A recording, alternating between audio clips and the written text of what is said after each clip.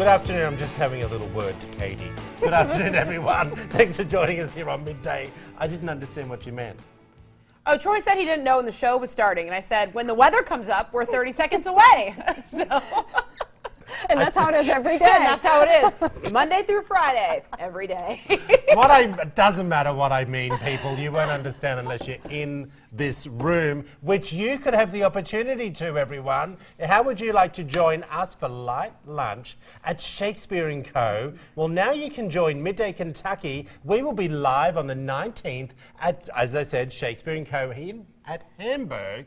And we want you all there. That's right. So if you'd like to be a part of MidDay Kentucky live at Shakespeare & Company, please RSVP by emailing your name, phone number, and the number in your party to middaykentucky at WTVQ.com. And we really would love to see all of you. We can welcome up to 25 viewers, so please get those emails How fun in. is I think this? it's going to be fun. I'm excited. So over at Hamburg at the Shakespeare & Co, there's this gorgeous dining area, and we're going to set our stage up similar to what we do here. And we want the public to come in and watch us for an hour and maybe just talk to us. Do you know what I mean? But we're going to be live throughout the whole show as we do every day. Right. But we're going to be going there every month. Yeah, like So- a live audience. Type Yeah. of Get your event. takes on table talk. That'd be fun. Actually, that's a really good idea. Ooh, yeah. I like it. Day off for me, Is that one less- of you. Is that less airtime for me? I know that would be very sad. That'd be devastating. Yeah. It's all for the ratings, whatever we So have to come do. in, That's right. have a light lunch with us. You probably might get hummus and water. I don't know. Do you know what I mean? But come in and generous. enjoy the show. And, you know, we're going to be doing it every month. So I've always been with the morning shows that I've done in front of a live audience. So I think it'd be fun to actually think have so that too. back again. That would be great. Okay, so, all right. I told you this was going to happen, everyone. Ah, you did. Let you me did just say it. read this a little bit All right. and then we'll have the discussion. After Keaton Jones addressed the bullying in a viral video, his mother Kimberly is now getting involved. She sat down with NBC to talk about the controversy that has come following her son's video. Out of the controversy came a GoFundMe account that has raised nearly $57,000. The account has now been put on pause because of social media posts that include pictures of the Confederate flag. Her Facebook page has since been made private. She's basically saying that now they are under attack because, and just hear me out when I say this, is that there was supposedly a WWE wrestler that offered tickets for them to come. They're saying that she said, no, I don't want the tickets, I want the money instead. There's been a lot of controversy. This is one of the Facebook posts that were up. She has since apologized. She said, if I could take that back, I would. Do you know what I mean? I look at that and think, I said when we talked about this post that they put out will come back and bite them. Did I think that it would be attacking them this way? I don't know. I want to open it up to both of you. Well, I don't think anything like that is surprising. Anyone who puts themselves out there is open to be criticized. So I've actually never heard a story of anyone going viral and there's no backlash of finding something in their history. True. This turns out to be something really glaring, but that's on her, not the child. But I mean, nobody's surprised. That's every single viral story. You put yourself out there, they're going to dig into your past. Right. And then talking about the Confederate flag, people criticizing you, that's not attacking you. Like, you have a Confederate flag. So I think, but people are open to have their own opinion. I just think positive or negative, if you put yourself out there, you have to take it both ways. Yes. I don't think this is that big But of a deal. here's the thing, there's two GoFundMe accounts or two raising money accounts that have now since been put on hold. There was a story written that she said, allegedly said, that they weren't her accounts, so it wasn't money for her son. Right. There's a few mixed messages happening here. There are. And it's like, where do you go? So when you see these things that pulled on all of our hearts as well here at the table, should you automatically go and start helping them financially? My point is, they didn't ask for money. Right. It was just a post about bullying. Yes, and she was just posting it for awareness and to help build awareness, which I think it totally achieved that goal. As far as the GoFundMe, I was kind of surprised that there was a GoFundMe page, quite honestly. I mean, I was like, you know, that's fine if that's what they wanted to do, but it sounds like she might not even be involved in that. Is that true? Well, no one's got to the bottom of that yet. But that's on whoever's donating the money, and I firmly believe that, especially like approaching the holiday season. There are so many accounts that pop up. We don't know if they're legitimate or not. There are so many accredited organizations you can go to donate money.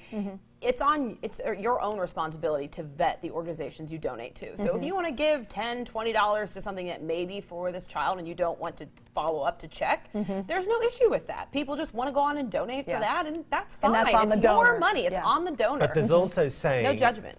That the principal came out and said he didn't realize that young Keaton was bullied as bad as he was, and that he was aware that he was bullied a few weeks back, and that had been addressed.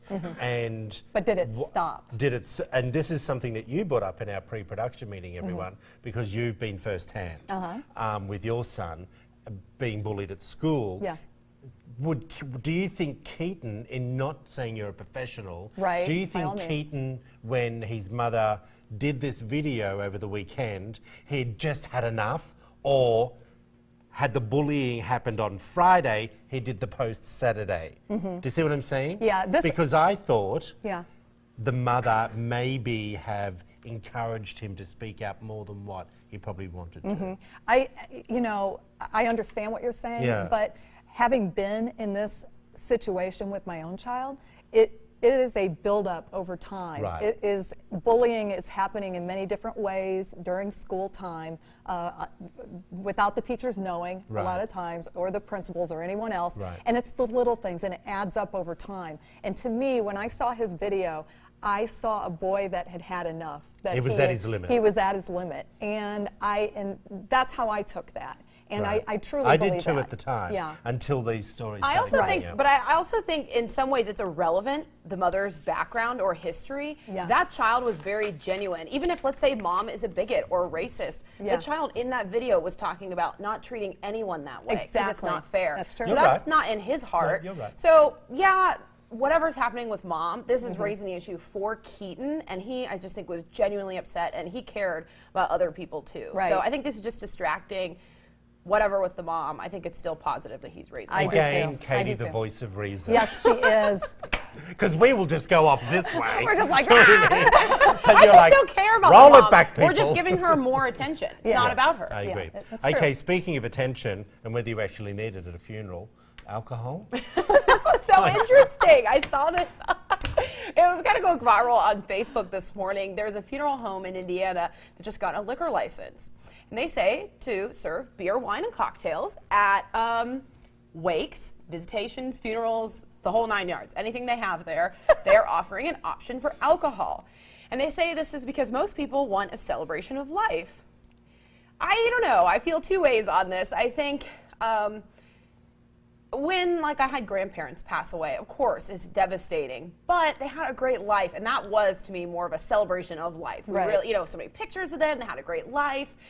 But then the person having a funeral next to you may be the 30-year-old that had a heart attack or something. And that's not really, these people are just devastated. It's not celebrating their life. And would you want one party happening next to a really somber event? Not that all funerals are not somber, but can you really blanket it as just a celebration of life? I don't know. What do you think? I know. I've been thinking about this since you brought it up during the meeting. As you're having a glass of wine. As I was drinking my wine. I don't know.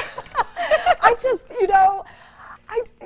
it's a funeral. I don't know. I don't know if I want alcohol at a funeral. I mean, honestly, then some things could really start slipping out of your mouth about, the person that is deceased that may not be things that everybody wants to hear. So, and alcohol tends to let you kind of feel a little bit more. Has everyone seen the movie The Funeral?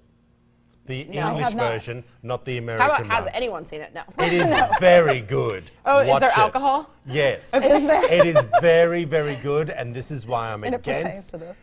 of serving alcohol at a wedding. At a funeral. I think alcohol at a wake, yes. Yeah. Okay? But think about this. When someone's passed, you brought up a good point in our meeting. Yes, we understand grandma at 85 and we want to celebrate, but mum who died at 30 from a freak accident, you know, that's a different Yeah, type of that's what I was funeral. just saying. And you wouldn't Yeah. want those next to each other. Yeah. It's I don't know, tough. but I Exactly. do like it when, because we hear this all the time, a viral funeral where there was a big party or something planned. I like it when the person who has passed away planned it for themselves or made those wishes known. Because, you know, you'll hear 85-year-olds, like you're talking about 90-year-olds that left their wishes of even the drinks they once served at the party or things like that. I kind of like it if that person requested this celebration of Yeah. life and party, Right. but Yeah, that's a good point. otherwise, I save think we it for the should- wake. And or not at all. Look, Yeah. you know, I don't know. I feel a bit funny about it. I all. know. Yeah, I feel I like there's feel- a time and place for alcohol, and maybe the funeral. Maybe not the wine, best idea. no I don't know. cocktails. I have the same feeling as I see when I see those tweets come out from a certain person. Ooh, should that be right? Okay. Let's talk about helicopter parenting. And this is from a story in Utah, Yes, it I is. believe. Yeah. And do you feel that you're a helicopter parent? You know, no, I All right. don't. Explain I don't. to But everyone we'll at home. see. I don't know. Maybe people will disagree with me, the teachers at school. I don't know. But I think we all remember the term helicopter parents. So they're parents that overly praise their children, but are they to blame for their sons and daughters who still live at home after the age of 25? Well, an anthropology professor from Utah State says that overpraising your kids will not adequately prepare them for modern life. And so, what are your guys' thoughts with this? He is saying that if you overpraise your children, that they will not be prepared for real life, and they can end up not being employed. That he called it patchily employed, and he said that they would end up being at home even through their mid-20s. And he's saying that research is showing this. I don't know too. why you're looking at me. I haven't lived at home since I was 18. Well, What about you, Troy? you know what happened with me. But I think helicopter parents can be good and bad. You know, yeah, I don't know. I think if you build your kids up too much, it could probably lead them to a sense of what the real world's about. Exactly. Well, and Do you know he what I was- mean? yeah. It's a tough thing, and I think none of us have the right to tell parents on what to do with their children. Right. But if you're a 26-year-old woman or man and your parents are still paying for phone bills or, you know, paying for things in your life, that's your parents' choice. But there also comes a time when it's like, you need to stand on your own. You have to kind of go out there. Yeah.